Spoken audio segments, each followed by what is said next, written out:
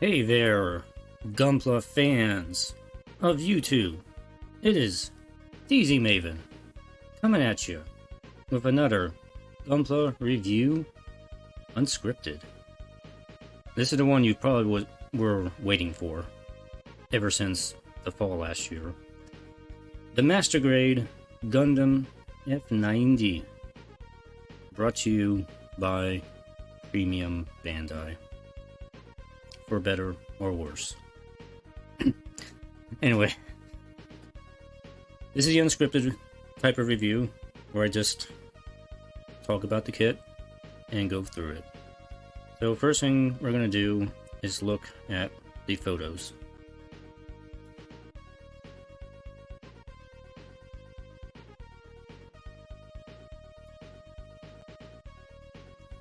Okay, so this is my photo gallery to give you a chance to look at the box of the kit.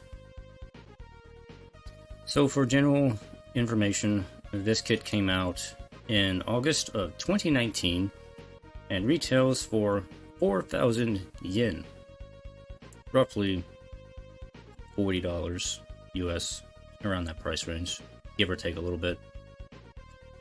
But the catch is that you have to get it from P-Bandai or a third-party seller if you like pain. No, I like pain. I'm gonna pay $100 from a third-party seller. You don't have to do that. There is a US P-Bandai store. You can get this kit and many others exclusive kits for a limited time. You have to buy them whenever Bandai says you can buy them, not when you want to buy them. That is the catch. Anyway, here's the manual. As you can see, this was a full color box, full color manual. It's not the monocolor sort of thing that you would usually see with a P-Bandai. This is the first of completely original P-Bandai kit that is really more like, it's dressed up like a standard release kit, much to the disappointment of many people, because now it starts a trend with Bandai which is continuing to this day, of making completely original kits for P-Bandai. It's not just the realm of recolors anymore. It's completely original molds.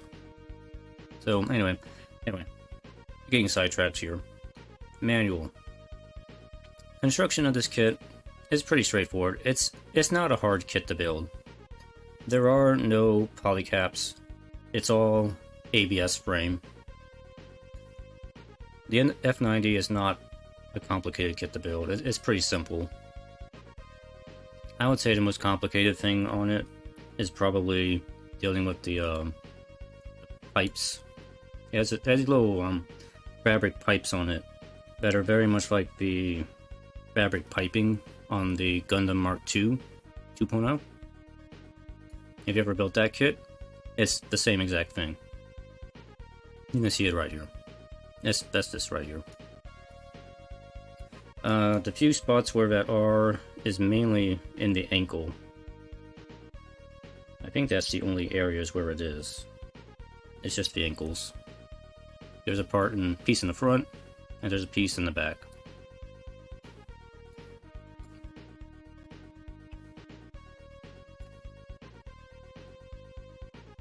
The thing about the F90 that kind of makes it special is all the hardpoints on this thing. I mean, you get the kit, it's pretty basic. It's a Gundam with a shield, a beam rifle, and 2 beam sabers. You can't get any more basic than that. But what this kit does have is the ability to equip various mission packs, which are also P-Bandai exclusive, and are actually far more limited in availability than the main kit. So here they have advertised on the back the first kit that came out was the E-Type and the S-Type. Which I don't think is available to find anywhere anymore, because that was a while ago. Anyway, this kit comes with water slide decals, which I know the professional hobbyist loves, but they're kind of a pain in the ass for the casual hobbyist, so considering I'm not painting my kit, I'm not using them. It does come with a set of foil stickers, mainly for these little triangle things that are kind of all over the kit. You can paint that if you want, or use the stickers. I use the stickers for those. The clear parts, eyes, I usually paint those, so I painted those. This is the A runner, multicolor runner. You get a nice blue, red, the yellow. It's kind of a, it's not a bright yellow. It's a little dull. It works. It works for me. You do get clear parts for the inside of the cockpit. I don't know why. I guess they're trying to suggest that the cockpit has a cycle frame. As far as I'm aware, the F90 has no cycle frame. So, I don't know why they did that. Or maybe they expected people to add LED lights to the interior. I don't know why. You can't really see the interior. You can't see the interior. Excuse me. Anyway, white parts, shield, legs. It's a standard white plastic. And you do get your pilot figure. Only a internal sitting one. You don't get a stand-up figure. More white parts. These are for the arms, and more for the legs and ankles. And the beam sabers were there too. Here's the first plate, I think, of the internal frame stuff. You get your fixed pose hands. Very nice. Much preferable on newer kits. And this is ABS. Plastic, by the way. More internal frame. These are leg parts. And a few more plates of blue. These are for the feet and the little covers for all the hardpoints.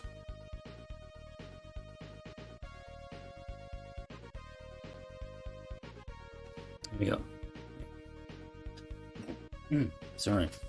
You can a frog in my throat while I'm talking. And this plate is ABS also, but this is a darker gray. This is really for the weapons and accessories. Oh, I didn't even really point out that the go back. This here, this is sort of a grayish blue color. Again, this is sort of the same color frame that was used on the Gundam Mark II. So again, if you built that kit, this is kind of the same color. It's like the same thing, almost. And more stuff for weapons. The extra E-packs. Beam Saber. Blue. Not a very, I would say, uncommon color kits, but nice to have. And here's that mesh tubing. A little wire that goes on the inside. Here's a little close-up of the pilot figure, who, once he is inside the kit, you will never see again. So I took a photo of that. Here's what the internal frame will look like when put together, if you're curious.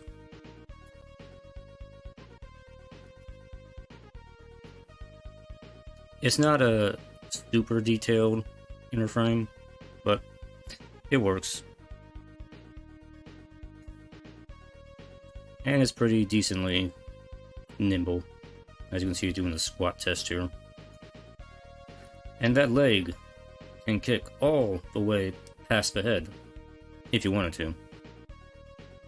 Oh, I don't think I can actually do that when the skirt armor is on. Here's the back of the ankle. You can kind of see the fabric tubing there.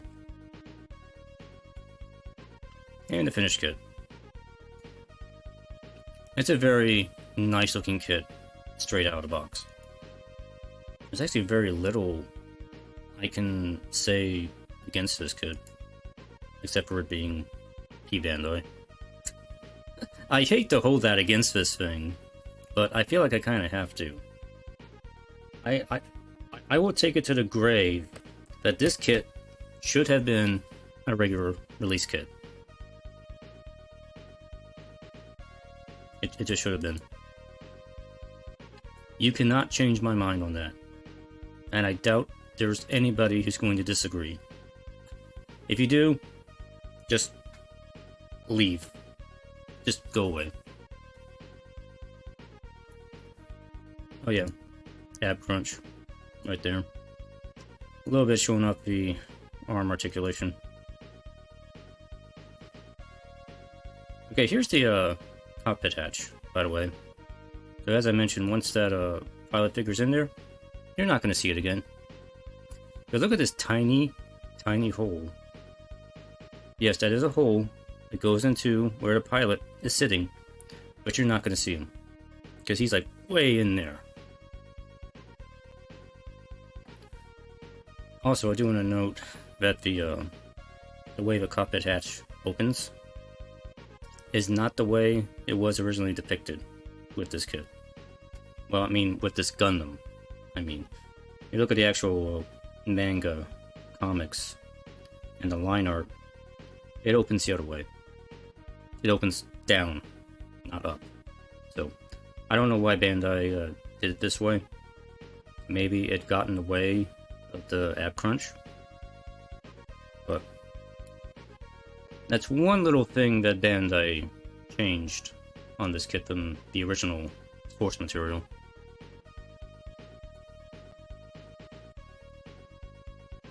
The hip section comes apart to allow a better ab crunch. It's fiddly, but you have that option if you want. That's what it looks like bent all the way over. And that's from the butt. You want to see what it looks like there. Laying down, discombobulated, bending every which way. Crouch test, passes it perfectly fine.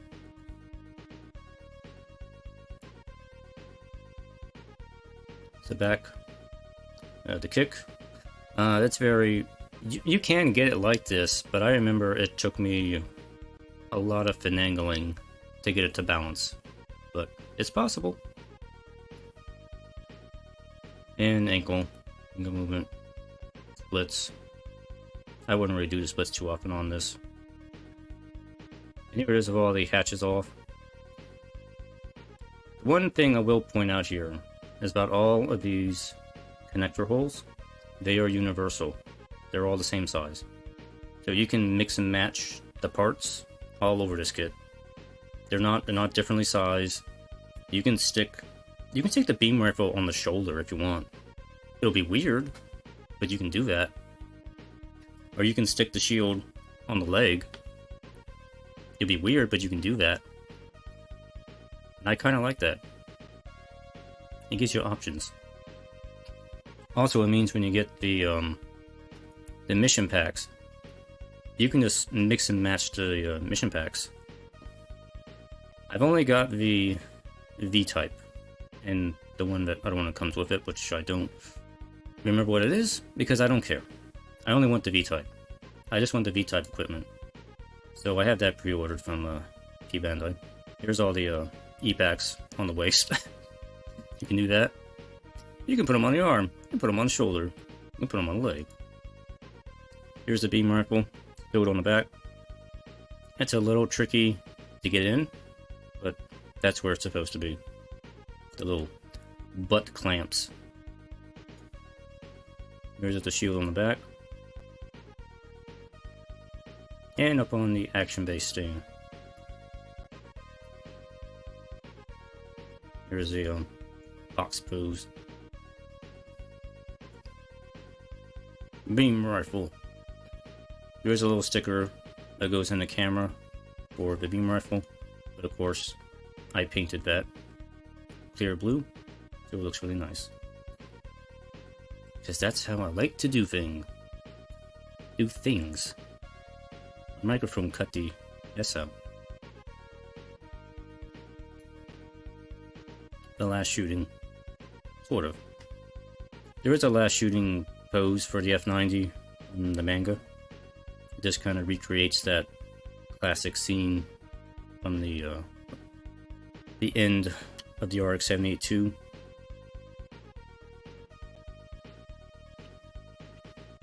So there are two F90 units. You can get the Unit 2 from P-Bandai. That's the purple one that you see. Purple and white. There are two F90 units that were created. This one and the purple one. This one has the Amuro Ray AI in it. The other one has the Char Aznable AI in it. Go figure. They're just gonna use Amuro and Char again. But that's the difference between the two. Hardware and, spec-wise, they're the same, except for the color. There's the beam saber. And here it is next to the old school original F90, which is kind of trash by comparison. The master grade is a little bit taller, and obviously it just looks better overall. I don't think anybody's gonna dispute that. And here's all the accessories. Alright, so let's go to the actual thing here. Alright. So here is the Gundam F90. As I mentioned, this is a very nice kit. It's P-Bandai. I know I keep saying that, but it is worth mentioning several times, so you know where to find this. So, articulation is pretty good. It's not the best. A little bit short bend there. Head. That's about as far back as it'll go. It won't go all the way around. It gets caught on the chin. Up within. There are 2 points of rotation. You have the upper arm right there, and the forearm rotation right there. Hands are on very short ball joints. They're very stiff, so they're going to hold the weapon without any issue.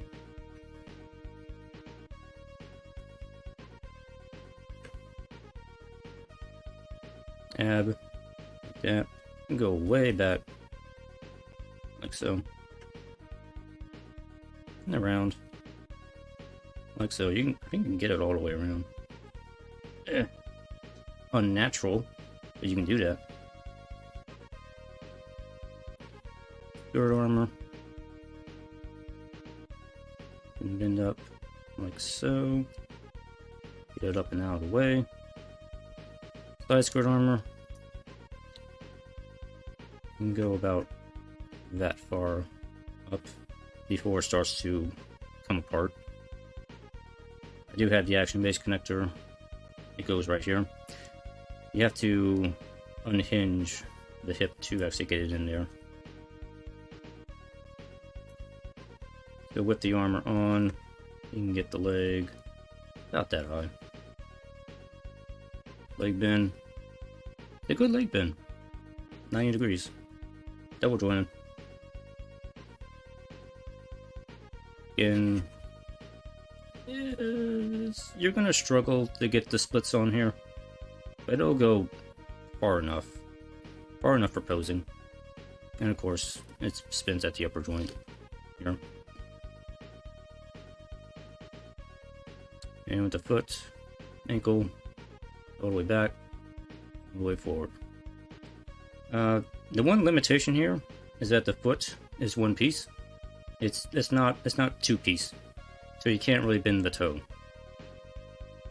I guess that's better for stability, but it is like one point of articulation that is missing.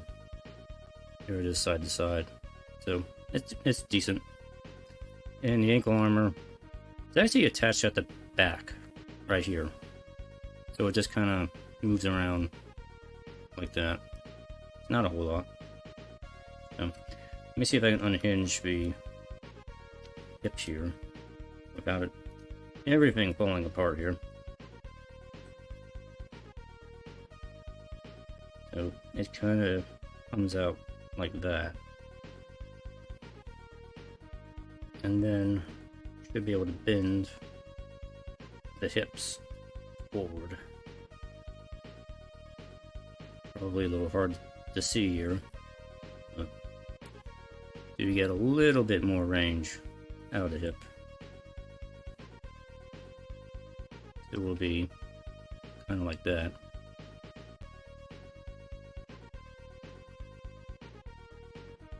Anyway, I'm going to kind of put this back the way it is, and there goes the action base connector. Let me put this back the way it is. Alright. I do want to say, as I'm kind of posing this and moving this around, the upper leg here, you can tell, kind of slightly splitting apart and getting loose. So I'm gonna make sure that it stays together and tight as you're posing it. On the back, butt clamps, thruster bells, they move around like so. And the beam sabers. That's what I'm going to say. There are these little pegs that can move in and out, just like so. These things I have found will fall off eventually if you mess with it too much. So if you are somebody who likes to glue things, this is something to glue in place. Let me straighten him up now as he's all brushed up. Make him look nice and pretty again. Anyway, here's the accessories. Shield. It's a nice solid shield, all color separated. You don't really have to paint anything on here. You can store 2 of the extra E-packs on the shield, right here. And the handle comes out like so. It plugs into the forearm of the Gundam on this little slot right here. Just stick it on there. Well, it'll come off if you if you shake him enough times. Really, he's supposed to be holding with his hand as well. Here's the beam rifle. I've always liked the beam rifle for the F90. I just think it looks nice. It's very reminiscent of a M16. And there is the camera there. E-pack. Well, oops, not that way. E-pack comes off like that and sticks in. Handle here, move, and back and forth. You get fixed pose hands, as we saw before. You only get one trigger holding hand, this one right here. We'll get this in the Gundam's hand. You want to put this in first. Wait a minute. That is the wrong side hand. Oh. There we go. There's actually two. Sorry. My bad. You only want to put that on first and then plug it into the hand. And now it's on there. Beam rifle. Not going to come off. It's a good grip. Let me get the shield on here properly. Find the right hand piece. I think it's this one, yeah. Actually, while I have it like that, let me show you the beam saber. Beam saber. What else is there to say? It's a beam saber. And it just goes in the hand, like so. There's no slot to hold it in, so it might be a little loose, or it might slide around, but it seems like it's on there pretty good, so I wouldn't worry about dropping it. Anyway, let me get the shield on here properly.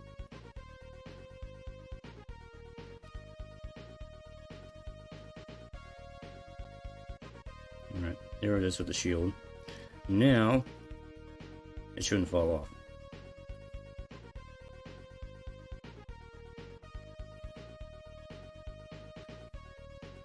F90. Alright, let's talk about the hardpoints. Pull all this stuff off. We don't need any of this stuff. Get rid of it.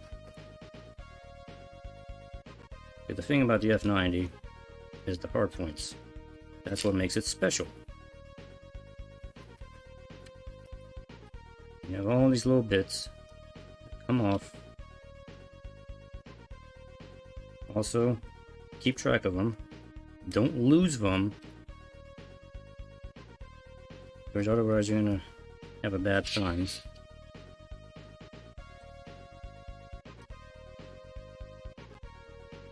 Come on. Now the ones on the leg are a real pain in the ass to get off. I can get my finger on. There we go. Got that one. This one. Yeah.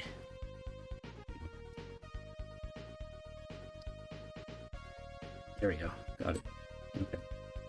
Alright, so you got in total here 1, 2, 3, 4, 5, 6, 7, 8, 9, 10, and 11 hardpoints. And you had the butt clamp. So as I mentioned, these have universal pegs. You can plug them in onto any of these hardpoints, and they will attach. So you're a collector, and you're going to get all the mission packs for this. You're going to have a ton of options to go with for this thing. And you probably have a lot of money and a lot of patience. Alright, let me put this thing back together, and while I'm talking here. So anyway, this is probably one of the best kits Bandai has put out in the last few years. So if you're interested in this kit, do try to get one. I have noticed with P-Bandai, they have thankfully been reprinting this kit at least once every year since it came out. So if you missed it the first time, or you missed it the second time, you might be able to snag it the third time. I have seen it listed twice now on the US P-Bandai store. It has sold out completely both times. So people do want this kit. So I would suggest, if you want one, keep an eye on the P-Bandai store, and whenever it pops up, just get it. Now there are variants right now. Like I mentioned, there is the Unit 2, which is purple and white. If you prefer that version, you can get that. There's also the F90.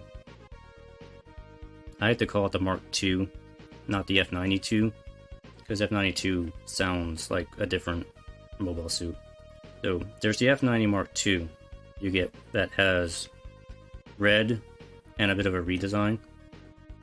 I personally don't like that redesign. The head looks really weird. But you can get that option if you want.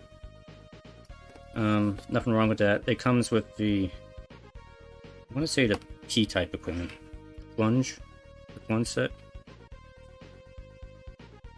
Again, it's functionally the same as a regular F90. So, nothing wrong with it. As long as you like that look. So, anyway. The Gundam F90. Excellent little kit. It's not super expensive. It's not a super expensive kit. So yeah, 4,000 yen from Premium Bandai. If you're interested, keep an eye out for one from there. Definitely worth getting. So anyway, I hope you guys found this entertaining, informative, and let me know what you think of the F90.